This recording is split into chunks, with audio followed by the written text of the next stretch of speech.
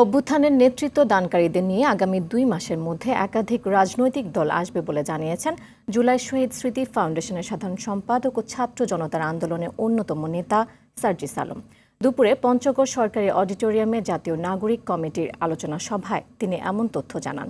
সার্জিস বলেন, বৈষম্য বিরোধী ছাত্র আন্দোলনের কেউ যদি রাজনৈতিক দলে যায় তবে পদগুলো ছেড়েই আসতে হবে। তরুণরাই আগামীর বাংলাদেশের নেতৃত্ব দেবে বলে আশাবাদ ব্যক্ত করেন সার্জিস। শিয়া বাটার ও ভিটামিন ই সমৃদ্ধ lily glam beauty soap. Lily, always beautiful.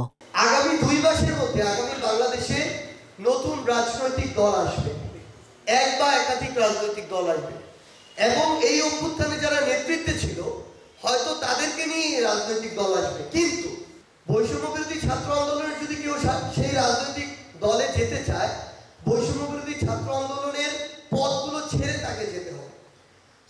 নতুন রাজনৈতিক দল তরুণ প্রজন্মের নেতৃত্বে আসবে।